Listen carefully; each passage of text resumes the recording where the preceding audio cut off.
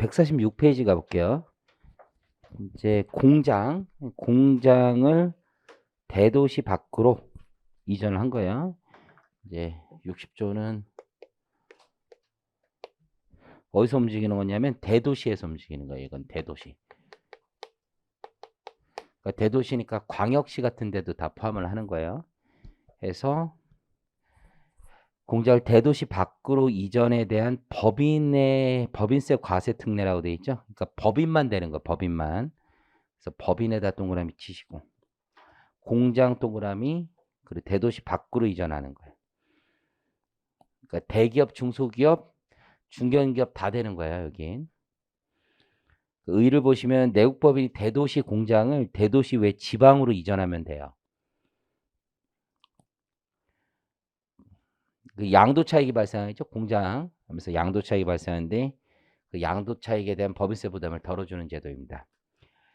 동그라미 2번을 보면 내국법인이 대도시에 있는 공장을 지방, 대도시 밖으로 이전하기 위해서 공장의 토지와 건물을 양도함으로써 발생하는 그 양도 차익을 분할입금하는 거예요. 5년 거치 5년 분할입금한다.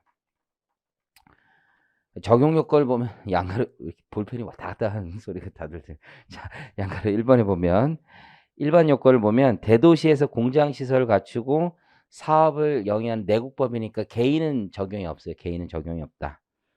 중소기업도 필요 없어요. 그러니까 대도시 내에서 공장을 영위하던 법인이 이전하면 돼요. 근데 거기 보시는 것처럼 대도시에 있는 공장을 대도시 밖으로 이전하여야 하는데 가로 안에 있는 거 보니까 수도권 밖에 있는 공장을 수도권으로 인전하는 경우는 제외한다라고 되어 있죠. 그러니까 광역시 같은 데에서 수도권 안으로 들어오는 거는 지방이라고 대도시라는 거에서 수도권 안으로 들어오는 건 안 된다는 거죠. 과밀억제 권역이 아닌 광역시에서 지방으로 이전하는 것도 돼요. 네 번째, 광역시에 있는 공장을 수도권으로 이전하는 경우는 제외한다. 그림을 잠깐 보시면 그 과밀 억제 권역이 있죠.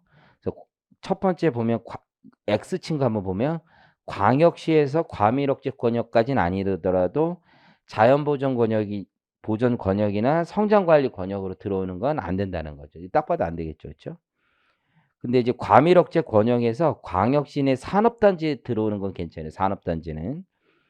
근데 이제 광역시에서 지방으로 들어가는 거 이게 가장 원하는 거고. 그래서 밑에 대도시의 정의가 있는데 대도시는 수도권 과밀 억제 권역 그리고 부산광역시, 대구광역시, 광주, 대전, 울산광역시를 말합니다. 근데 여기서 산다는 제외, 산업단지는 제외하고 기장군, 달성군까지 우리가 알아야 되는 건 아니라고 생각합니다. 개인적으로. 달성군은 내 클라이언트 하나 있어가지고 하는데 하여튼 그래요. 기장군은 잘 모르겠네. 업종 요건 세세 분류 기준으로 동일한 업종을 계속 영위해야 된다. 이전 방식 양도를 기준으로 보면 양도 이전 2년 이내 대도시를 양도하고 양도일 이후 1년 이내 취득하거나 3년 이내 준공 개시해요. 그러니까 요건 2년이 아니에요. 양도일 이후 이전 2년이고 이후 1년 또는 3년이에요. 뭐 다 외우진 못할 것 같아요. 과세 특례 규정은 5년 거치 5년 분할 입금인데 이게 양도하고서 대체 취득을 해야 되는데 대체 취득의 비율만큼을 분할 입금하는 거예요. 그러니까 양도하고서 돈이 많이 생겼을 거 아니야. 근데 지방으로 가면 좀 더 쌀 거 아니에요. 그러니까 100억을 받았는데 그중에서 뭐 30억만 썼다. 그러면 다 해주는 건 아니고 거기 보시는 것처럼 양도차익에서 이월결손금 빼고 대도시의 양도가액에서 공장 취득가액이 있을 거 아니에요. 그 비율만큼만 분할 입금 해주는 거예요. 사후관리 규정은 사업을 개시하지 않거나 폐업하거나 해산하거나 넘기시고 자 법인의 본사 법인만 규정 있는 거고 본사죠. 수도권 과밀 억제 권역 밖으로 이전하는 데 따른 양도 차익에 대한 법인세 과세 특례. 그러니까 본점이 수도권 과밀 억제 권역 안에 있었던 거 본점을 수도권 과밀 억제 권역 밖으로 이전하는 거예요. 그 양도 차익 중에 입금 불산입하고 역시 5년 거치 5년 분할 입금한다라는 얘기입니다. 아까하고 똑같아요. 그래서 그 규정은 그 이전 지역만 딱 정해져 있는 거예요. 수도권 과밀 억제 권역 안에서 밖으로만 넘어가면 돼요. 그래서 대체 취득 비율만큼을 5년 거치 5년 분할 입금하면 되는데 이 사후관리 규정에서 딱 하나만 다른 거예요. 동그라미 2번에 보시면 과밀 억제 권역 안에 또 기준 이상의 사무소를 두면 사후관리 규정 위배된다는 얘기입니다. 자, 2절 농어촌 법인이 있습니다. 농어촌 법인. 2-1은 그냥 참고만 하시면 돼요. 이게 농공단지라는 게 있어요. 농공단지. 거기 들어가면 창업 중소기업 감면하고 유사한 수준의 감면을 해준다는 거예요. 그냥 특정 지역 감면이니까 넘기시고 2-2는 조금 많이 있는 제도입니다. 별표 치시고 2-3하고 이제 맞물려서 있는 제도라고 보시면 돼요. 영농조합법인.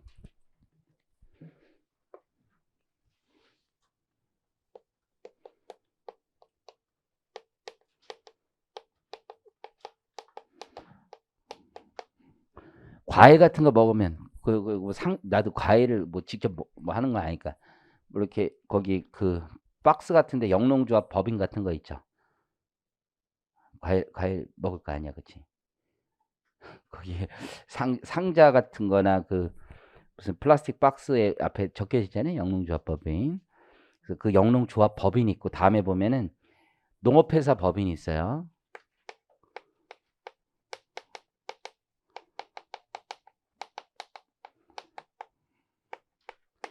이런데 소득. 법인 단계에서의 소득과 주주 단계, 조합원 단계의 소득을 어떻게 볼 거냐, 어떻게 과세할 거냐, 이런 거예요. 의미 이해하시겠죠? 그래서 영농조합법인이 있고 농업회사 법인이 있는데 둘 다 많아요. 근데 얘가 혜택이 훨씬 더 커요. 얘가 혜택이 훨씬 더 크고 얘가 혜택이 조금 더 적어요. 이게 설립 절차가 조금 다른데 그걸 비교한 게 어디에 있냐면 153페이지 있어요. 그냥 참고로 한번 같이 볼게요. 영농이나 영어조합법인이 있어요. 이건 조합원들이 다 대부분 농민인 거야. 조합원들이. 설립 목적이 협업적 농어업 경영을 통하여 생산성을 높이고 농수산물의 출하, 유통, 가공, 수출 및 농어촌 관광, 휴양 사업을 공동으로 수행한다. 이렇게 돼 있죠. 그래서 요런 법인을 많이 하는 회계법인 한 군데 있어요. 거기서 엄청 많이 하고 저는 거의 해본 적이 없고 예전에 한두 군데 했는데 우리 김영에서 예전에 몇 군데 했었어요. 그래가지고 어디서 경상북도 어디를 가가지고 한 번에 갈 때 그 소싸움 하는 축제 있는 그 지역이 어디지? 청도를 그렇게 가더라고. 청도를 가가지고 청도를 갔네. 그래서 청도가 어디 중국 청도 얘기하는 거야? 혼자서 중국을 왜 가? 그랬더니 소싸움 하는 데를 소싸움 하러 가? 뭐 그랬는데 거기에 농업법인들이 좀 있어가지고 막 했다는데 어쨌든 그래서 농업회사 법인 뭐 이런 데가 있고 오른쪽에 보면 농업의 경영이나 축산물의 유통, 가공, 판매를 기업적으로 하거나 농어민의 농작업을 대행하거나 농업, 관광, 휴양 사업을 수행한다. 그래서 관련 규정은 이게 조합이니까 얘는 민법 규정을 쫓아가요. 조합은. 근데 이쪽 법인은 회사니까 상법 규정을 많이 쫓아가요. 그리고 구성원 수가 여긴 조합원 5인 이상이고 회사 법인은 1인 이상이에요. 1인 이상. 설립 요건이 이제 조합원이 5명 이상 모여야 되고 영어는 오른쪽은 농업인이 10% 이상의 지분만 가지면 돼요. 그러니까 비농업인들도 여기에 돈 들어갈 수 있다는 얘기고 소유권은 지분 비례하는 거예요. 지분 비례. 그러니까 조합법인이지만 법인은 법인인 거예요. 의결권은 1인 1표. 여기는 출자 지분요. 그러니까 조합원의 지분 비율대로 소유권 배당 등은 받을 수 있지만 의결권, 경영 의사결정이 조합원 수대로 간다는 게 좀 특징인 거죠.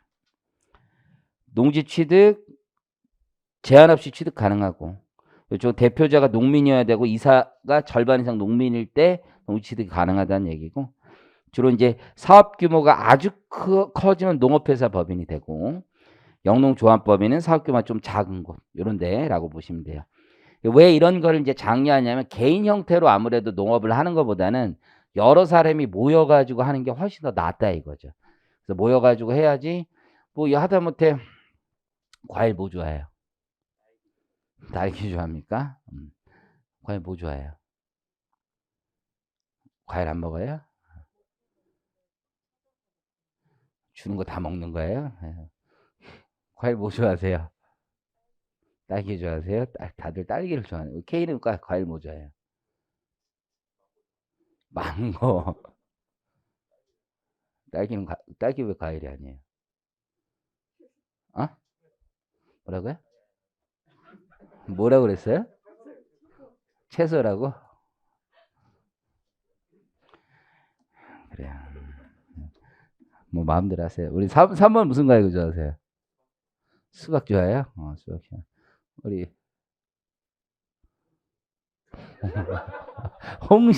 홍시 좋아할 수도 있죠. 홍시. 뭐 좋아하세요? 과일? 한라봉. 그래요. 저는 그냥 주는 거 먹어요. 주는 거 먹는데. 근데 이제 과일 같은 거 하는 애들이 이런 애들이 많은 것 같아요. 여기도 많고 여기도 많고. 그런데 어쨌든 그럼 얘네들이 이제 개인이 이걸 했을 때는 식량 작물 재배업을 하면 벼농사 같은 거 하면 아예 과세가 안 된단 말이에요. 근데 생각을 해보니까 이런 문제가 있는 거지. 특히 조합은 도관이란 말이야. 조합은 도관이란 말이야. 도관. 그러니까 개인이 했을 때나 조합의 형태로 했을 때나 똑같아야 된다는 생각이 있죠. 그러면 식량 작물 재배업 이런 거라면 개인이 해도 과세가 안 되니까 조합 단계에서 과세를 안 하고, 이 조합원들도 이 농민이나 마찬가지잖아요. 그럼 조합원이 배당을 받는다고 해도 과세를 안 하는 게 맞다라고 생각을 하는 거예요, 기본적으로. 그죠? 근데 기타 작물 재배업이 있을 거 아니에요. 기타 작물 재배업. 기타. 그렇죠? 이거 벼농사고 기타 이거 과일. 그럼 개인이 했으면 10억까지 매출 기준으로 비과세잖아요.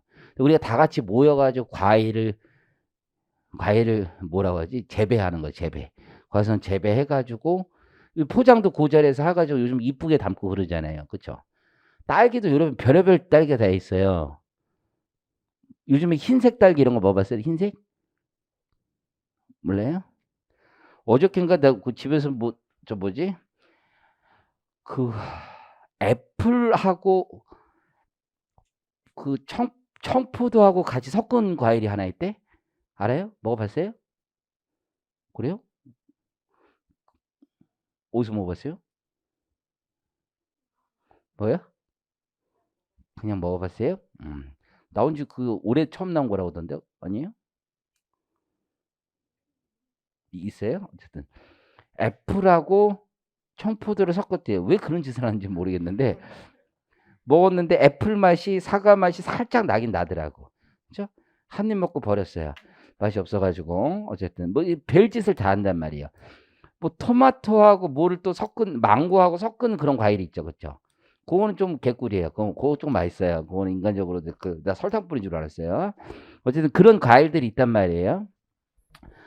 그런 것들은 10억까지 비과세란 말이에요. 그러면 여기도 비과세 그 규모까지는 비과세 해주는 게 맞고 여기서 받을 때도 비과세 해주는 게 맞단 말이에요. 그렇죠?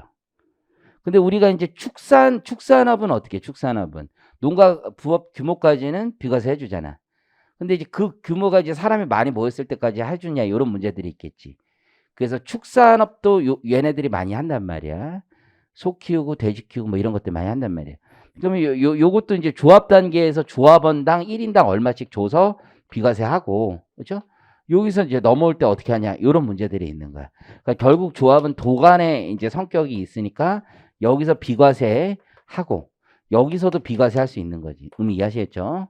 근데 이제 법인의 형태로 뭐 적당한 법인세를 내야 되는 문제가 있겠지. 혹은 법인세를 면제해주면 최소한 여기서는 돈을 내야 되는 문제들이 있을 거예요. 이제 그걸 조합을 해놨다라고 생각을 하시면 돼요. 이해하시겠죠? 자, 그러면 영농조합 법인부터 가보겠습니다. 의를 보면 양가로 1번에 소득세와의 과세 형평이 있죠. 그래서 우리 소득세에서는 이제 농업에 대한 각종 소득세 과세 지원책이 있단 말이에요. 그래서 식량 작물 재배업, 곡물 및 기타 식량 작물 재배업은 아예 과세 대상에서 제외하고 있고, 기타 작물 재배업은 수익금액 10억까지는 비과세하고 있고, 업 쪽에는 뭐 연근의 업이나 내수면 업은 5천만 원까지 과세하지 않고 있고 비과세하고 있고, 그런 농업의 각종 소득에 대해서 비과세 감면하는 것과 과세 형평을 위해서 조합 형태나 법인 형태로 했을 때 과세 형평을 유지해 주는 게 좋겠다라고 생각을 하는 거고, 농업의 경쟁력 확보 차원에서도 그게 더 좋겠죠. 모여서 하는 게 더 좋다라는 거죠. 혼자 하는 것보단. 오른쪽 세 번째, 영어 조합법인에 대한 지원도 같이 있다라는 얘기입니다. 그래서 요즘에 이제 젊은 분들이 이제 MZ 세대가 농업 이런 거 해가지고 성공한 세대도 많잖아요, 그렇죠? 오히려 그 뭐 농사 지었는데 옛날보다 좀 개량된 방법으로 해서 성공한 케이스 막 신문 같은 나오잖아요, 그렇죠?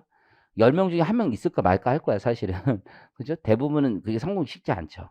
어쨌든 과세 특례. 그러니까 법인 단계, 즉 조합 법인 단계에서의 과세 특례. 첫 번째 법인세 감면. 식량 작물 재배업 있죠. 조세 특례 제한법에서는 곡물 및 기타 식량 작물 재배업을 통합해서 식량 작물 재배업이라고 부르고요. 식량 작물 재배업은 다 비과세하는 거예요. 비과세. 다 면제. 법인 단계에서 아예 세금 안 내는 거예요. 그리고 기타 작물 재배업 있죠. 조합원 명수가 많아지면 많아질수록 유리한 거야. 그래서 매출 기준에 매출 6억 원까지는 면제해 줍니다. 매출 6억 원까지. 물론 개인 단위에서는 10억 원이었지. 10억 원이었지만 조합 단위로 오면 6억 원까지. 그 밖의 소득, 축산업 이런 거야, 축산업. 그래서 얘는 조합원 1인당 1,200만 원씩 면제. 이건 수익 금액이 아니라 소득 금액 기준으로 1,200만 원인 거야. 1,200만 원씩 면제해 준다. 그 소득을 이제 배당으로 넘긴다고요. 그럼 법인세가 아예 과세가 안 됐으니까 이중과세 문제가 아예 안 생긴다고. 그럼에도 불구하고 개인 단위에서 원래 농사 지었으면 과세 안 하니까 쭉 그걸 흐름을 이어주는 거야. 그래서 식량 작물 재배업에서 발생한 소득은 면제해 준다. 벼농사를 지어서 이익을 낸다? 거의 불가능이죠. 지금 요즘 세상에. 기타 작물 재배업. 법인세가 면제된 소득에서 발생한 소득은 다 면제해 주는 거야. 그럼 왜 이런 면이 있어?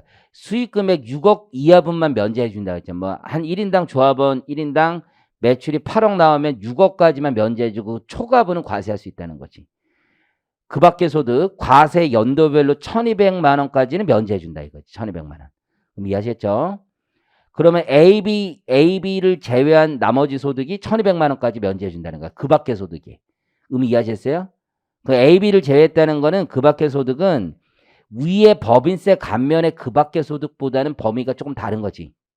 왜냐하면 위에 그 밖의 소득은 축산업 이런 걸 얘기하는 건데, 만약에 위에 기타 작물 재배에서 매출이 한 10억 나왔어. 조합원당. 그럼 4억 분에 대해서도 과세가 이루어졌을 거 아니야. 그 4억 분은 밑에 배당 소득세 감면에서 그 밖의 소득으로 들어와 있겠지. 지금 이해하셨죠? 그런 측면이에요. 나머지 그러면 과세되는 분은 어떻게 하느냐? 그것도 어마어마하지.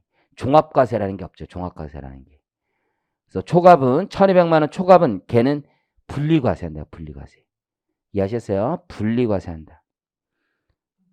이거 어마어마한 거 아닙니까? 다 분리과세야. 분리과세. 물론 이분들 조합원들이 이제 거기서 일하시면 급여 좀 받겠지만 연에 한번 털고 분리과세로 그냥 싹 다 가지고 나가는 거죠. 돈 많이 벌 수도 있죠.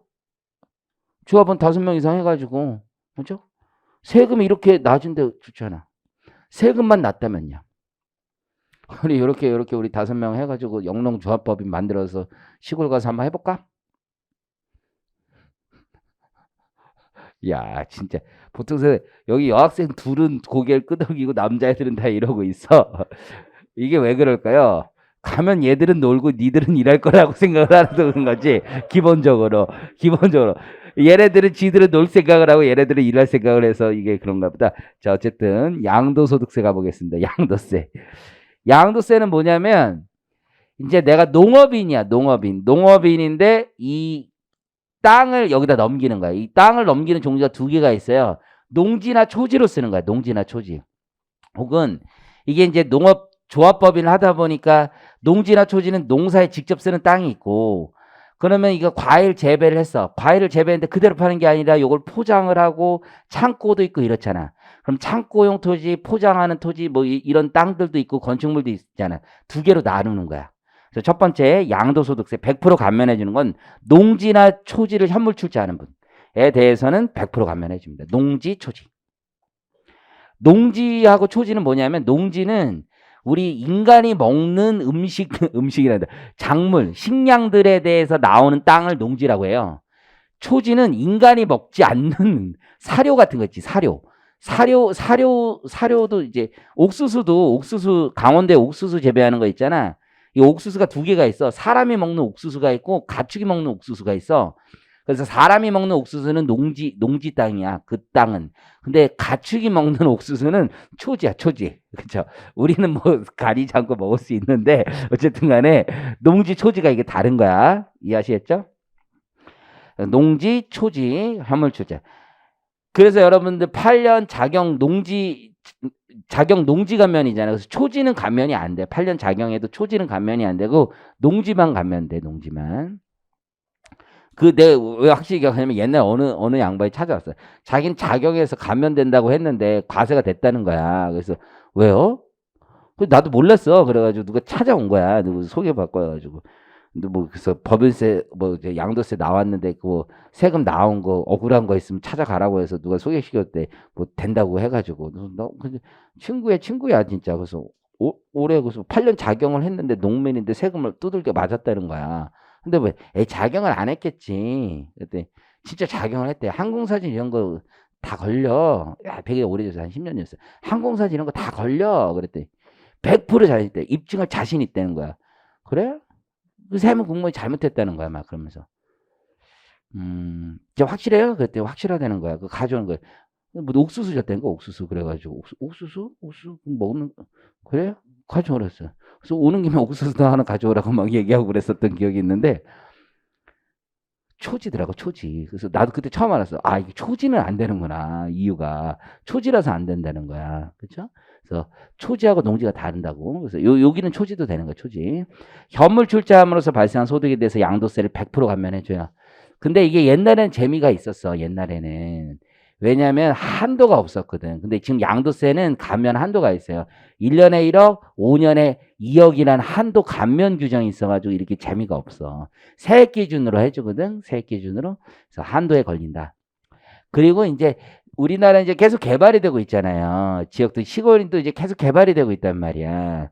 그러다 보니까 이게 땅이라는 게 용도라는 게 있어. 다 땅이라는 게 이게 부동산 개발하는 애들 보면은 이 땅이 어디까지 몇 층까지 질 수 있는 땅이라는 게 다 있어요. 이제 부동산에 대한 부동산 공법 같은 거 배우면 이제 그런 게 나오는데 이게 농지로 쓰고 있다가 주거 지역이나 상업 지역으로 이제 용도가 지정이 변경이 될 수가 있어. 그러면 땅값이 훅 올라가는 거야.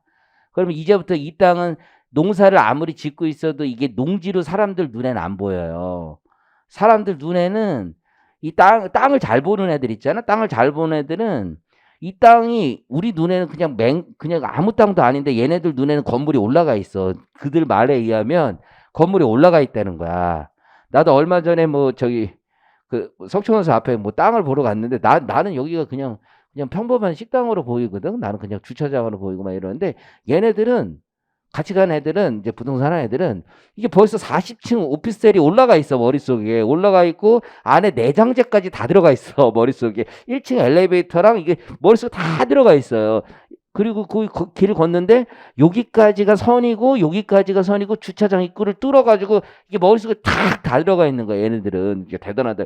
여기가 코너니까 여기에다 입구를 내 가지고 여기가 차가 몇 대가 오고 개발 부담금은 얼마 내고 교통환경 부담금은 얼마 내고 이게 머릿속에 다 돌더라고.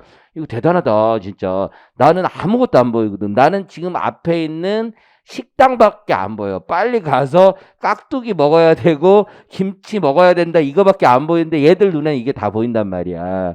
그러니까 이게 주거지역이나 상업지역으로 편입되면 그때부터는 개발이 이게 어마어마하게 붙어요. 그렇기 때문에 그 이후부터는 사실 이게 농지라고 얘기하기 어렵다는 거야. 그게 우리 법은 3년이 지나면 아예 넌 농지라고 얘기하지도 마 이렇게 돼 있고 3년 이내 양도하면 전체 이익 중에 사실 개발 이익이 많이 포션이 있다라는 거지. 그래서 우리 기본적인 컨셉은 다 똑같아. 주거지역이나 상업지역에 편입되면 이렇게 보는 거야. 다 똑같아. 내가 취득이 있을 거 아니에요? 그리고 편입일 일 있을 거 아니에요? 편입일. 그리고 현물 출자. 지금 나중엔 양도가 되겠지. 현물 출자. 그럼 만약에 이게 3년이 넘으면 이거는 그냥 농지가 아니야. 그냥 이거는 그냥 주택용지, 상업용지라고 보는 거고 택지 또는 상업용지. 근데 이게 만약에 한 2년이다. 그럼 전체 기간이 있을 거 아니야. 전체 기간이 예서 10년인데 이게 2년이다. 라고 하면 요 기간에 대한 시세 차익분은 감면이 안 되고 요 기간만 시세 차익분을 감면해 주는 거야. 근데 이거를 20% 이렇게 나누지 않아. 기간으로 따지지 않고 우리에겐 또 기준시가 제도라는 게 있으니까 그 사이에 가격이 올라가는 비중이 나오겠지. 그래서 기준시가로 안분해서 이건 감면 배제하고 얘는 감면 적용하는 방식을 채택하고 있습니다. 이해하시겠죠? 그래서 거기 보시면 해당 농지 초지가 주거지역, 상업지역 및 공업지역에 편입되거나 보통 주상공 이렇게 표현해 사람들은 주상공에 편입되거나 환지 예정지 지정을 받은 경우에는 편입일 또는 지정일까지 발생한 감면 소득만 감면을 해줘요. 그래서 농지가 주거지역 등에 편입되거나 환지 예정지 지정을 받은 후 개발이익이 발생하기 시작하여 경제적 가치 면에서 사실상 농지라고 보기 어렵기 때문에 이렇습니다. 그래서 다음 페이지에 보면 안분을 해주는 거야. 안분을. 의미하시겠죠? 사후관리. 그러면 내가 이제 지분을 받을 거 아니야. 거의 농업, 영농조합에 주식을 받게 될 거 아니에요. 근데 이제 땅을 팔고 주식을 받았는데 주식을 3년 안에 양도하면 이건 안 된다라는 거예요. 그래서 거기 3년 이내 지분을 양도하면 추징을 하겠다. 양도세 감면한 걸. 다만 이 땅이 계속 결국은 이게 대체한 거랑 똑같잖아요. 그렇죠? 그래서 최종 경작 기간이 8년 이상을 유지한다라고 하면 주식을 팔더라도 이제 우리 봐주는 규정이 있어. 그래서 밑에 보시면 다만 현물 출자하기 전에 작용하였던 기간과 현물 출자 후 농업 영농조합법인이 작용한 기간이 합쳐서 8년이 넘는다고 하면 그러하지 않다라고 되어 있습니다. 자, 아까로 다시 돌아오면 농지나 초지로 사용되는 땅도 있고 그 밖에 축사 용지나 이렇게 사용되는 땅도 있단 말이야. 그럼 축사 용지나 어떤 포장 용지 그런 땅으로 사용되는 땅들은 감면을 안 해주고 2월과세 제도가 있어요. 그래서 방가로 4번에 보면 농업인이 영농조합법인의 농작물 재배업 축산업 임업에 직접 사용되는 부동산 가로치고 법에 농지나 초지는 제외한다고 돼 있어. 농지 초지는 감면받는 거니까 출자하는 경우는 2월과세 적용받을 수 있게끔 하고 있습니다. 이해하시겠죠? 요 정도 기억하시면 돼요. 그럼 이제 농업인이 누구냐 이게 중요하겠죠. 농업인. 왜냐면 앞에도 농업인이 현물 출자하는 경우라고 돼 있고 뒤에도 농업인이 부동산 2월과세 적용받을 수 있는 경우라고 돼 있어요. 농업인이 뭐냐? 농업인의 요건은 자격 요건과 거주 요건 두 가지로 나눠볼 수 있어요. 그래서 농업, 농촌 및 식품산업기본법에 따른 농업인으로서 자격 요건 그리고 거주 요건을 모두 갖춰야 돼. 자격이라는 건 직접 헌법에 보면 경자 유전 현치 뭐 이런 말이 있단 말이야. 자격 직접 경작한다는 거야. 거주 요건 거기에서 살아야 된다. 자격 요건과 거주 요건이 있다. 자격은 직접 경작, 직접 경. 전업농이라는 거야. 전업농.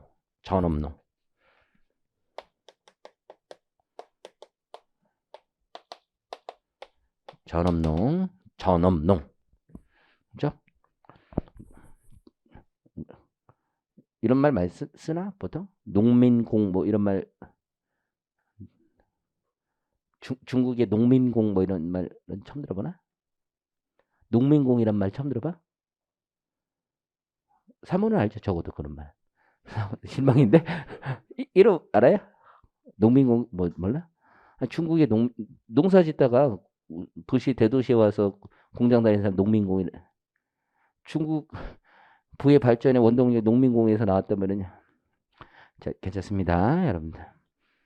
자, 아니, 단어를 보니까 갑자기 생각나가 그래. 그럴 수 있어요.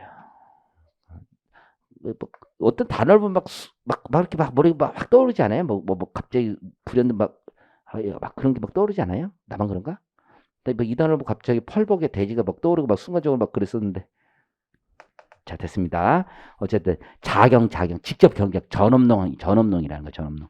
그래서 보면 4년 이상 해당 농지 초지를 직접 경작해야 돼. 그러니까 뒤에 8년 그 앞에서 8년이란 말이 왜 있냐면 8년 자경이 필요 없어요. 얘네들은 일단 4년 자경을 했으면 돼. 4년 자경. 그러니까 그리고 최종 8년을 치면 8년 직접 경작한 거랑 똑같으니까 앞에 4년 이해하시겠죠? 4년 이상 농지 초지를 직접 경작을 했으면 돼. 직접 경작이 뭐야? 직접 경작. 둘 중 하나예요. 직접 경작은 1 또는 2야. 1 또는 2. 내가 이거 지었다 이거야. 내가 농사 지었다. 농사 졌다. 이게 말은 쉬운 거야. 내가 농사 직접 졌다 이거야. 자격. 이거 내가 졌다 이거야. 내가 힘들게 졌다 이거야. 근데 내가 졌다라는 게 여러분들 오해하면 안 돼. 애들 데리고 질 수도 있지. 아니 과일 예를 들어서 과수원 1000평이야. 혼자 다 져. 배를. 딸기를 1000평을 나 혼자서 이거 딸기 따려면 앉아서 따지 않아? 이렇게 앉아가지고 이렇게 해가지고 이렇게 따는 거 아니야? 허리 뽀라져. 그걸 어떻게 내가 다 따니? 옆에 애들 인부들 부리면서 하는 거지. 그렇잖아요. 나는 그러면 아무것도 안 하고서는 하는 게 아니야. 내가 다 따는 게 아니잖아. 그렇잖아. 예를 들어서 하다못해 나도 일을 할 때 나 혼자 일하는 게 아니잖아. 애들 시키면서 하는 거잖아. 애들 시키면서 밑작업하고서는 나는 이제 하는 거잖아. 요즘에는 이제 내가 아무것도 안 하는 것 같은 느낌을 받을 때도 가끔 나도 있어. 하지만 나도 찍새하고 전화 받고 시키고 다 한단 말이야. 리뷰 한 번씩 보고. 방금 전에 점심시간 리뷰를 3개를 봤어요. 어느 하나 마음에 드는 게 없어. 어느 하나 마음에 드는 게 없어. 내가 이거 하라고 하지 않았니? 그래서 잔소리를 왜 하게 되냐고. 잔소리하고 싶지 않다고 나도. 그렇잖아요. 이거는 다시 하자. 3개 다 다시 하라고. 3개 다 아주 그냥. 어쨌든 전업농이라는 거 자기가 일단은 그러니까 자기가 다 질 수는 없어. 기본적으로. 그러면 내가 농사를 짓는다는 거는 첫 번째 농사꾼, 전업농. 이거 농사꾼이라는 거야. 농사꾼. 그럼 애들 몇십 명 들고 할 수도 있어. 그렇죠?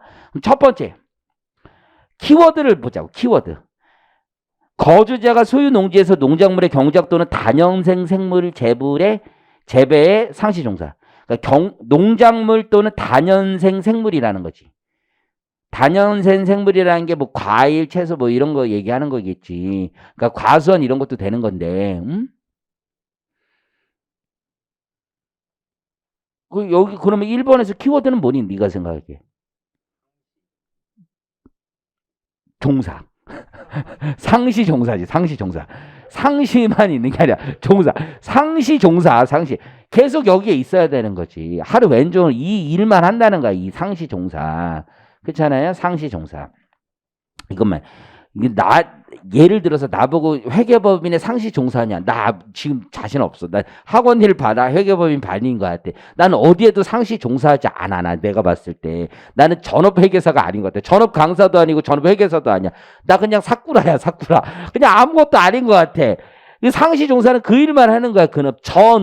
전업.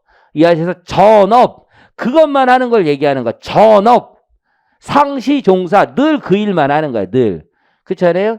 늘 그 생각만 하는 거. 물론 진짜 상시 종사하는 사람이 세상에 얼마 있는지 나 늘 궁금해 왔어. 사실 뭐 일을 할 때 진짜 그 일만 하는 사람이 있는 다 뻘짓하지. 하지만 대부분의 일을 그거 한다는 거지. 너는 전업 수험생이 맞니? 맞아? 너는 전업 수험생이 맞니? 왜 이렇게 자기를 폄하해? 괜찮아. 야, 옛날에는 내가 너 폄하해. 그러지 마. 별거 아니야. 뭐 하루에 5시간 이상 공부하지. 그럼 맞아. 8시간. 하루 업무 시간 8시간이지. 8시간 이상 하면 돼. 8시간 이상은 하잖아, 인간적으로. 우리 1호 8시간 이상 해요? 확실해요? 생각하고 있는 시간 8시간 이상 해요? 그럼 됐어. 전업이야, 전업. 그 정도면, 인간적으로. 그렇죠? K 8시간 이상 해요? 모호하대요. 나가, 이 새끼야. 그럼 나가. 전업이야, 전업. 이해하시겠죠? 그래서 상시종사 이게 키워드야. 사례 나왔을 때 다른 거 없어. 상시종사하면 일단 게임 끝난 거야. 애들 데리고 일해도 상시종사하면 돼. 내가 본인이. 그쵸? 또는. 그럼 두 번째는 뭐냐면, 상시종사 안 할 수도 있지. 근데 내가 이 작물을 내가 키울 수 있어. 나 다른 일 하면서도 키울 수 있어. 다른 일을 하면서도 키울 수 있다 이거야. 왜? 나 땅을 1평 팔았어. 그리고 나 1평에서 졌어. 그럴 수도 있잖아. 1평에서 나 그냥 심었어. 스피노자가 얘기했다면 내일 지구가 멸망하겠다. 한 그루의 나무를 심겠다고. 나 그거 심은 거고 거기서 경작했다고 나. 그럴 수 있잖아. 그쵸? 그래서 거기 보면 소유 농지에서 농작업의 2분의 1을 이상을 자기 노동력에서. 그러니까 예를 들어서 이거야. 딸기가 한 10팩 나왔어. 5팩은 내가 졌다 이거야. 내 노동력으로 졌다 이거야. 이해하셨어요? 1번이 쉬워, 2번이 쉬워, 솔직히. 1번인 거지. 2번은 농작물의 2분의 1 이상이 나왔다는 건 딸기가 100팩 나왔어. 그럼 50팩은 내 힘으로 했다는 걸 입증해야 되는 거지. 지금 의미 이해하시겠죠? 그러면 1번 가지고 맨날 싸우겠지. 그러면 잘 봐. 항공사진 이런 거는 늘 농작물이 있는 건 알 수 있어요. 근데 이제 물어본다고. 조사관님이 물어봐요. 맨날 일하셨어요? 물어봐. 나 맨날 일했지, 맨날. 허리가 부러지겠어. 뭐 이렇게 얘기를 한단 말이야. 그러면 매일 나가셨어요? 그때 하루는 안 나가고 하루는 나갔어. 왜요? 그랬더니 아예 하루는 가만히 개들도 쉬어야지. 식물도 쉬어야지. 이러면서 막 별소리를 다 해. 그러면 이게 과연 상시라는 말이 불확정적 개념이잖아. 그러니까 이제 거기에 제한이 되게 많이 있는 거야. 그럼 매일 나가고 매일 이 농작물 내 새끼처럼 키우느냐? 이런 것들에 대한 제한들이 굉장히 어려운 부분이 있으니까 각종 규제들이 들어가는 거지. 그럼 상시라는 거는 예를 들어서 그 농작물이 그 밭이 논이 울진이 경남이야? 경북이지, 경북. 경북 울진에 있어. 근데 저 마포에 사는 놈이 그 상시 그걸 작물을 재배한다고 주장을 하고 있는 거야. 감면해달라고 나 지금. 거주 자체가 지금 왔다 갔다 하는 기름값이 더 드는 거잖아. 기름값이. 그게 말이 되냐고. 그래서 거주 요건이 이제 추가로 있는 거지. 너 가까운 데 살아야지. 가까운 데 인간적으로. 그래서 그 가까운 데라는 것도 이제 법에서 명확하게 정해놓은 거지. 첫 번째, 농지가 소재하는 시군구. 같은 시군구 안에 행정구역 안에 있으면 된다는 거지. 그때 이런 상황이 있는 거야. 내가 맨 처음에 농지를 취득했을 땐 같은 군이었는데 행정구역이 개편되는 경우가 있잖아. 그래서 행정구역 개편이 됐다. 그럼 처음에 같은 군이었으면 그건 인정해 주겠다는 거고. 두 번째는 연접한 시군구 안에 있는 지역. 일의 지역과 연접이라는 건 붙어있는 시군구까지 인정해 줘. 왜냐면 이런 애들도 있죠. 억울한 거야 나는. 그래서 아이고 대한민국 그리면 안 되지. 나는 여기에 있어. 여기에 이 어떤 군이 이렇게 있고 요런 군이 있고 요런 군이 있고 이렇게 막 연접해 있어. 그럼 얘는 여기 땅이 있는데 여기에서 거주하는 애가 있어요. 근데 나는 땅 여기 있는데 여기에 행정구역상에 다른 군만 있잖아. 억울하죠. 그러니까 연접군은 인정해 주겠다는 거예요. 연접군. 이해하셨죠? 그리고 세 번째. 아니 나는 여기에 있어. 연접군이구나 이거. 이렇게 돼 있어. 그러면 나는 연접한 이렇게 뭐 행정해. 나 연접군은 아니야. 여기 땅이 있고 난 연접은 안 돼 있지. 근데 얘보다는 가깝잖아. 나 또 억울할 수 있잖아. 그러니까 나 이거 30km 이내면 해달라라고 얘기할 수 있지. 근데 30km를 또 따지는데 어떤 놈이 이런 주장하는 거야.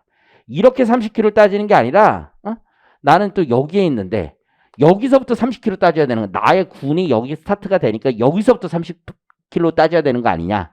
이렇게 주장하는 놈이 있지만 적어도 자기 거주부터 30km 따져야 된다. 이렇게 얘기하는 거지. 30km는 굉장히 먼 거리 아닙니까? 여기서 니네 집까지 30km 돼? 몇 킬로인지 몰라? 보통 30km 웬만하면 안 되는데 집까지 여기 사는 데는 20m인가요? 아니 자기 원래 집이 있을 거 아니야. 원래 집 30km 잘 안 되죠. 30km 돼요? 안 돼. 안 되잖아. 우리 마포 구민들은 나는 한 10km 정도 되는 것 같고, 그렇죠? 보통 안 돼요. 보통 30km 웬만하면 안 되지, 그렇잖아요. 그렇잖아. 30km 넘는데 여기 학원에 출퇴근하시는 분 진짜 엄청나신 거 엄청난 거. 하루 매일 여행을 오시는 거니까 이거 굉장히 먼 거야, 먼 거. 진짜 굉장한 노력으로 다니시는 거야.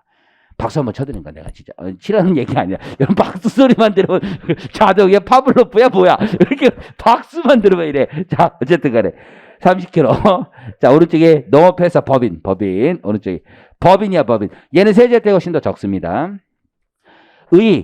기업 농업 형태를 육성하여 농어촌 지역의 생산 인력 부족 현상을 이제 확보하고자 하는 거죠. 그 제도 비교는 받고 저 다음 페이지에 가보면 과세 특례. 식량 작물 재배업은 똑같아. 근데 안 해. 누가 벼농사를 요즘에 벼농사. 쌀을 먹지를 않아 요즘에 쌀을 먹지를 않아. 대부분 안 먹어 요즘에. 점점 쌀의 이 소비량이 계속 줄고 있어요. 나만 해도 쌀 소비량이 많이 줄었어. 진짜 옛날보다. 심지어 요즘에는요. 내가 지난번에 CJ 그 연구소 그 사람들한테 좀 알거든. 그래가지고 얘기하는데 그 햇반 이런 것도 양을 줄여가고 있대. 점점. 햇반도 반 공기가 나온다며. 그죠? 내가 그 햇반 반공기를 얼마 전에 알았어요. 밥을 내 집에서 근데 야 밥솥을 내가 사다 줬는데도 그 돌솥밥 내가 그걸 사다 줬어요. 20 몇만 원짜리를 내가 주문해가지고 사다 줬는데 한 번을 안 해줘. 그거를 진짜 화가 나가지고 독일제를 내가 그 돌솥밥을 그거 사줬어. 돌솥 그 압력밥솥도 있지. 그거 해달라고 그걸 사줬단 말이야. 그거 어디 있는지도 몰라. 쓰레기통에 버렸는지도 몰라. 그거 한번 찾아야 되겠는데 그걸 한 번을 안 해줘. 진짜 나 화가 나 화가 나. 어? 집에 어느 날 보니까 전자레인 그 뭐지? 그냥 밥솥도 잘 찾지를 못하겠어요. 집에 우리 집에 뭐야 이게? 밥솥이 잘 없어. 뭐야 이게? 왜 밥이 없지? 너무 많이 시켜 먹는 거야 이거 보니까. 그리고 아침에 밥을 먹을 때가 있어. 밥을 먹는데 밥이 너무 조금인 거야. 그래서 밥을 좀 더 줘야 되는 거 아니야? 그랬더니 이게 한 공기래. 뭘로 한국이 그 밥솥에 밥이 없어. 뭐냐? 씨발 햇반이야. 내가 햇반 짜증나. 햇반도 짜증나는데 내가 거기다가 햇반이 왜 이렇게 한국에 이렇게 정리가 그랬대. 햇반이 요즘 반 공기가 한 공기로 나온대. 그런 게 생겼대. 뭐 이런 새끼들이 다 있어. 쌀이 소비가 없다는 거지. 쌀이 그만큼.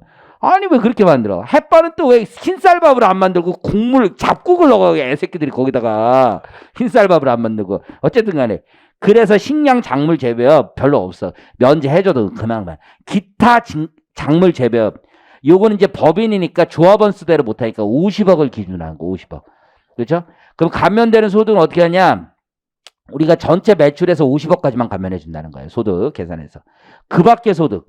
이거는 이제 창업 중소기업 감면 제도 비슷하게 1+4, 총 5년 동안 감면해 주는 거예요. 5년 동안. 50% 감면해 주는 거예요. 그 밖에 소득에 들어오는 게 거기 뭐가 있냐면 축산업, 농산물 유통, 가공, 판매, 농작물, 농작업 대행 등 부대사업. 이게 정말 이게 편하게 돼. 이거 시험 문제 나오는 거 아닌데 이게 물리 해석의 끝판왕이 있어. 끝판왕이 뭐냐면 좀 그런데 이게 사실 얘네들의 본래 취지는 농업회사 법인이라면 자기들이 생산한 작물을 얘기해야 되는 거잖아요. 근데 농업회사 법인들이 상당히 많이 하는 게 뭐냐면 자기들이 농산물을 재배해서 판매하는 게 아니라 유통도 많이 해요. 유통.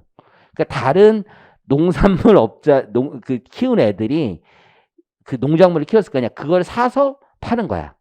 그죠? 그것도 다 안면이 돼. 얘들이 급하면 마트 가서 물건을 사서 팔기도 하더라고. 그것도 했어. 그것도 다 가면 된다 얘가. 법에 그거 됐잖아. 유통 가공 다 된다고. 유통 다 됩니다. 이해하시겠죠? 그 외에는 다 감면해. 여기까지 이해하시겠죠? 그리고 나서 이제 법인을 거쳐서 주주에게 배당을 주겠죠. 배당 주는데 작물 재배업은 역시 면제고 그 밖에 이제 기타 작물 재배업이나 축산, 임업, 부대사업 소득 있죠.